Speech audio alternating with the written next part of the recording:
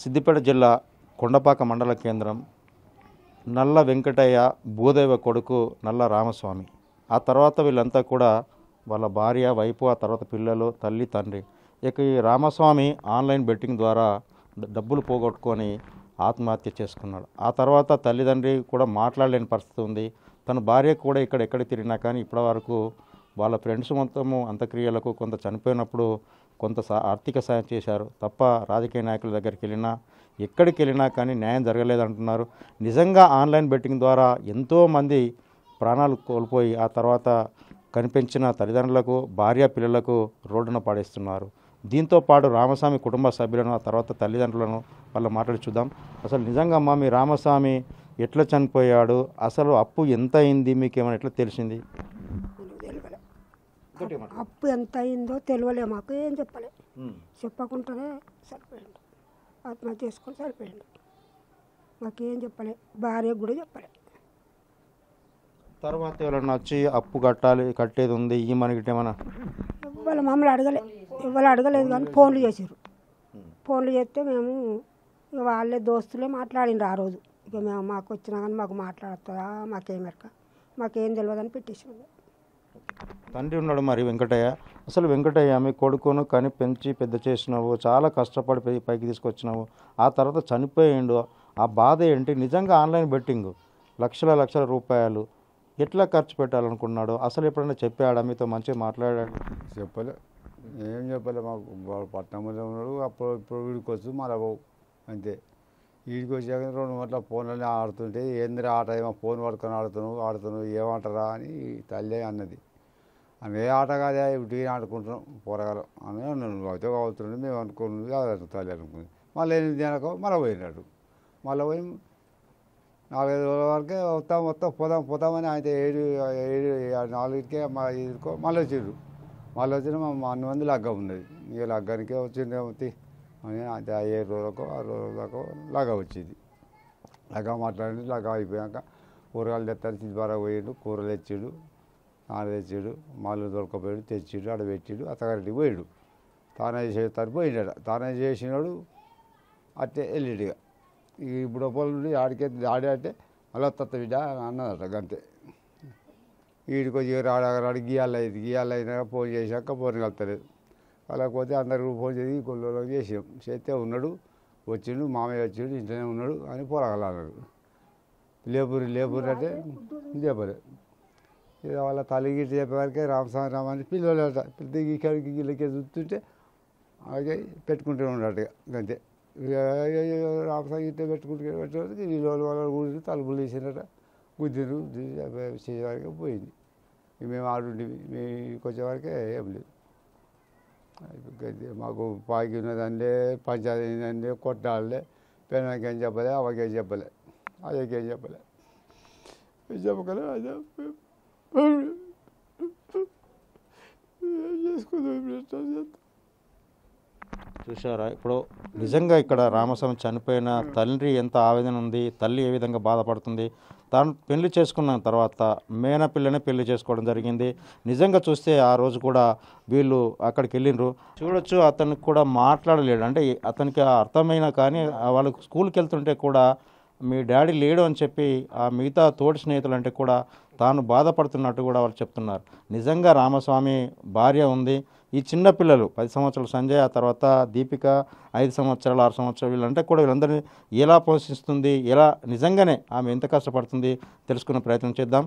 నిజంగా మా Ramaswamy online betting ద్వారా అప్పులపాలని ఎట్లా తెలిసింది? ఆ విషయం మీకు ఎప్పుడు ఎవరు చెప్పారు? మాకు చనిపోయే వరకు ఏం తెలియదు. అసలు ఆయన గేమ్స్ ఆడుతున్నట్టే మాకు తెలియలేదు సార్. అసలు తెలియలేదు, ఏం తెలియలేదు. చనిపోయిన తర్వాత మాకు దేని గురించి చనిపోయిందని కూడా తెలియలేదు. చనిపోయిన 2 days తర్వాత ఫ్రెండ్స్ అన్ని ఫోన్ చెక్ చేసి ఇట్లా ఆన్లైన్ గేమ్ వల్లనే చనిపోయిండు, రీజన్ అదే అని చెప్పారు. అప్పటి వరకు మాకు అసలు ఆయన గేమ్స్ ఆడుతున్నట్టే తెలియదు, బయటకి ఏం కనిపించలేదు. ఇంత కూడా హైదరాబాద్లో ఏం పని చేసేవాడు, ఆ తర్వాత నిజంగానే గేమ్ ఆడే సమయంలో అప్పు అని కానీ లేకుంటే ఫ్రెండ్స్ కానీ ఎవరన్నా మీ లేదు, అప్పులని హైదరాబాద్లో ఎవ్వరు ఏం అడగలేదు. మాకు ఆన్లైన్ నుంచి చాలా వరకు ఫోన్స్ వచ్చినాయి.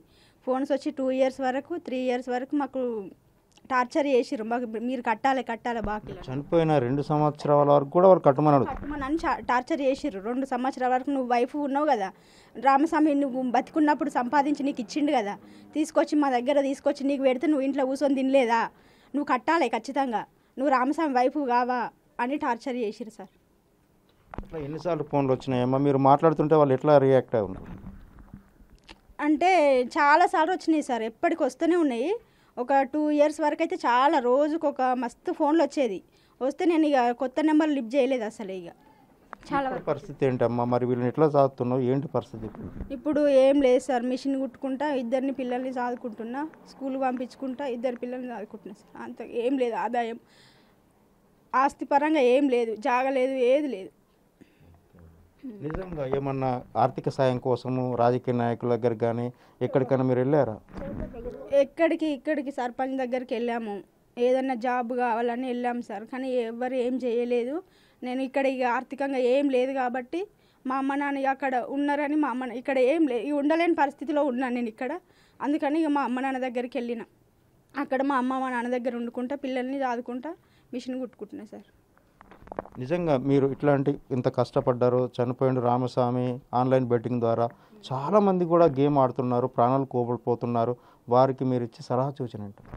ఇలాంటి గేమ్స్ ఎవరు ఆడొద్దు, ఆడి ప్రాణాలు తీసుకోవద్దు, ప్రాణాలు తీసుకొని అమ్మ నాన్నకు పిల్లలకు దూరం కావద్దు, అదే కోరుకుంటున్నాం సార్. చాలా లేని బాధ, మనిషి లేని బాధ వాళ్ళకే తెలుస్తుంది. ఇట్లాంటి పరిస్థితి ఎవరికి రావద్దు సార్. అంటే ప్రభుత్వం కూడా ఇలాంటి గేమ్లను ఏమన్నా నిషేధించాలని, లేకుంటే పోలీస్ శాఖ వాళ్ళని తీసుకుంటే బాగుంటుంది మీరు అనుకుంటున్నారు? ప్రభుత్వం వాళ్ళు ఇలాంటి గేమ్లు నిషేధించాలి సార్. పోలీస్ స్టేషన్లో కూడా కేసు పెడితే, అప్పుడు అన్నారు కేసు పెడితే మేము అవన్నీ ఉండకపోతుండే, ఏం కాకపోతుండే అని తర్వాత అన్నారు. కానీ తను ఉన్నప్పుడు ఏం చెప్పలేదు, ఇట్లా బయటకు రాలే అసలు. ఈయనదే ఫస్ట్ ఆన్లైన్ గేమ్ ఆడి ఇట్లా సూసైడ్ చేసుకున్న వాళ్ళదంటే ఫస్ట్ ఈయనదే. చూడొచ్చు నిజంగా వీళ్ళంతా కూడా భార్య, పిల్లలు, ఆ తర్వాత తల్లిదండ్రులు పడుతున్న బాధ ఏ విధంగా ఉంది. తాను సిస్టర్ అంటే రామస్వామి వాళ్ళ అక్క, ఆమె కూడా ఉంది. నిజంగా తెలుసుకునే ప్రయత్నం చేద్దాం. మీకు రామస్వామి చనిపోయేటప్పుడు మీరు ఎక్కడున్నారు, ఎట్లా తెలిసింది? రామస్వామి ఎలాంటి వ్యక్తి? రామస్వామి చాలా మంచివాడు మేడం సార్. మా తమ్ముడు చాలా మంచివాడు, ఎవరితోని ఇంత రీమార్క్ తెలియదు. చదువుకుంటప్పుడు కానీ, పెద్దగా అయినాక కానీ, పెళ్ళైనాక కానీ, అత్తగారి నుంచి కానీ, అక్కల నుంచి కానీ, బావల నుంచి కానీ, ఎవరి నుంచి తనతోటి ఇంత రీమార్కు లేదు సార్. ఎక్కడ రిమార్క్ లేదు, మంచిగా ఉన్నాడు. మంచిగా మేము ఇంత చేస్తాడని మేము అసలు అనుకోలే. చనిపోయినాక మేము పెళ్లికి పోయినాము, పెళ్లి దగ్గర మంచిగా ఉన్నాడు, డ్యాన్సులు చేసిండు, మంచిగానే ఉన్నాడు, అందరినీ మంచిగా నమ్మించిండు. మేము అందరం అక్కడనే ఉన్నాం, మా అక్క వాళ్ళ ఇంటి దగ్గర. మమ్మల్ని అందరిని అక్కడ వదిలిపెట్టి వచ్చిండు. ఎక్కడ ఫ్రెండ్స్ దగ్గర ఎక్కడ ఉన్నాడో చుట్టాలతో మేము అనుకున్నసరికి ఇక మేము ఎన్ని ఫోన్ చేసినాం. సాయంత్రం దాకా సైలెంట్గా కూకున్నాం. సాయంత్రం అయ్యేసరికి రాకపోయేసరికి ఫోన్లు చేస్తే ఫోన్ లిఫ్ట్ చేయపోయేసరికి ఇక్కడికి చేసినాం, కొండపక్కకి లిఫ్ట్ చేసినాం. ఇంటి ఎదురుగా వాళ్ళకి చేసి చూడమనంటే ఇంటి ముందు బండి ఉంది, వచ్చిండు, పండుకున్నాడేమో, ఫ్యాన్ నడుస్తుంది అన్నమాట అన్నారు. అంటే కొంచెం లేపురా, పొద్దున్న నుంచి ఫోన్లు చేస్తున్నాం, లేపుతలేడా అంటే ఒక అమ్మాయి, చిన్న అమ్మాయే వచ్చి మామయ్య అని పిలిస్తే లేస్తలేడా అని వాళ్ళ మమ్మీని తీసుకొచ్చేసరికి వాళ్ళ మమ్మీ ఇంత పిలిచినా లేస్తలేడా అనేసి మళ్ళీ ఇంటి వెనకాల నుంచి వచ్చి చూసేసరికి ఇట్లా ఉన్నాడని ఆమె అందరిని పిలుచుకొని వచ్చేసరికి అప్పుడే కొంచెం ప్రాణం పోయి అప్పుడే చొల్లు ఇట్లా కారుతుంది అని వాళ్ళు అన్నారు. అప్పుడు మాకు ఇన్ఫర్మేషన్ ఇస్తే మేము అప్పుడు ఆటో కట్టుకొని ఇక్కడికి వచ్చినాం సార్. వచ్చేసరికి ఏం లేదు అందరు జనాలు ఉండి ఎట్లా చనిపోయింది, ఏమైంది సాముకి ఇంత మంచిగా ఉన్నాడు కదా, ఏమైంది అంటే మేము ఎవ్వరం ఏం చెప్పలేకపోయినాం సార్. ఎవరికి ఏమైందని మాకు కూడా తెలియదు కదా సార్, ఎవరికి మేము చెప్పలేకపోయినాం. అంత్యక్రియలు అయిపోయిన తర్వాత వాళ్ళు ఫ్రెండ్స్ వాళ్ళు వచ్చి ఫోన్ తీసి ఆ ఫోన్లో అప్పుడు అన్ని ఫోన్లు వస్తుంటే దాన్ని బట్టి మాకు చెప్తే మాకు తెలుసు సార్. అప్పుడు ఎంత చేసిందని వాళ్ళు మాకు అమౌంట్ అన్నది వాళ్ళ ఫ్రెండ్స్ చెప్పలేదు సార్ మాకు. కాకపోతే కాల్స్ మాత్రం వచ్చినాయి. వాళ్ళు ఇక్కడ పొద్దున వచ్చి కూర్చుంటే సాయంత్రం వరకు కాల్సే మాట్లాడేసారు. 2 రోజులు 3 రోజులు మాట్లాడిండ్రు. అట్లనే రెగ్యులర్గా మాట్లాడి అందరికి సమాధానం చెప్తే కూడా కొంతమంది ఎందుకు చనిపోలేదు, నాటకాలు ఆడుతుర్రు, ఇట్లా ఆడుతుర్రు, అట్లా ఆడుతుర్రు అని కొంతమంది వాళ్ళని కూడా చాలా తిట్టినా కూడా వాళ్ళు కూడా తిట్టిండ్రు. చచ్చిపోయిన సర్టిఫికేట్ వచ్చిన తర్వాత కొంతమంది సర్టిఫికేట్లు, కొంతమందికి ఈ చనిపోయినాక వేసుకునే ఫొటోస్ ఉంటే ఫొటోస్ పెట్టినాము. ఇవన్నీ పెడితే కొంతమంది నమ్మి కొంతమంది సైలెంట్గా ఉన్నారు సార్. కానీ కొంతమంది సైలెంట్గా లేరు, అట్లనే కాల్స్ చేస్తూనే ఉన్నారు. నేను కూడా మాట్లాడినా సార్. ఇక్కడ ఉన్న రోజులు చనిపోయినాక ఒక 4 రోజులు ఇక్కడనే ఉన్నా వాళ్ళ అమ్మ వాళ్ళని చూసుకుంటా. అప్పుడు మొత్తం నేనే మాట్లాడినా సార్. ఒక్కొక్కరు గలీజ్గా మరీ ఘోరంగా తిట్టేసింది సార్. వాళ్ళు మాట్లాడే కొంతమంది భాషలో మాట్లాడినారు సార్. అది మాకు అర్థం కాలేదు. అర్థం కాక కూడా మేము సైలెంట్గా ఉండిపోయాం సార్, ఏమనలేక. చనిపోయినాక మేము అబద్ధం చెప్తలేము, నిజం చనిపోయిండు అని అన్నా కానీ ఆయన చనిపోతే వాళ్ళ అమ్మ నాన్న లేరా, వాళ్ళ భార్య లేదా, నువ్వేమవుతావంటే నా అక్కనంటే మీరు అక్క ఉంది కదా నువ్వు కూడా కట్టు, నువ్వు ఉన్నావు కదా అని అట్లా బెదిరించారు సార్. బెదిరిస్తే మేము కొన్ని రోజులు మాట్లాడి కొన్ని రోజుల తర్వాత ఇక ఫోన్లు వచ్చినా కానీ మేము ఎత్తాలంటే మాకు భయమైంది సార్. భయమై మేము ఎత్తలేకపోయినాం కొన్ని. కానీ కొంతమంది ఇంకా కూడా చేస్తుర్రని మా మరదలు వాళ్ళ అమ్మ వాళ్ళ ఇంటికాడ ఉంటే కూడా చేస్తుర్రు, అక్క ఇట్లా చేసిరక్క అట్లా చేసిరక్క అంటే కొన్ని కొత్త నంబర్లు వస్తాయి, మాట్లాడక మనం ఏం చేయలేము, మన తమ్ముడే పోయిండు, ఆ పైసలు ఉండి మనకు చెప్తే మనం ఏదో ఒకటి చేసుకుంటాం కానీ అనేసి మేము ఇక చెప్పినాం కానీ పిల్లలకు తనకు చాలా కష్టం ఉంది. అమ్మ నాన్న కూడా ఏం లేవు సార్, వాళ్ళకి ఏం లేదు. అతను మంచి చదివించారు, లక్షలు పెట్టి చదివించారు సార్, కూలి చేసుకొని. అయినా జాబ్ వస్తే మా కొడుకు జాబ్ వస్తే వాళ్ళని కూర్చునేట్టు చేస్తాడు, భార్యని పిల్లల్ని కూర్చునేట్టు చేస్తాడు, మాకు మంచిగా ఉంటుంది అనేసి మా డిఎస్సి దాకా చదివించారు సార్. చదివించినా కానీ ఆ చదువు ఏం పని చేయలేదు, ఇట్లా చేసిండు మధ్యలో.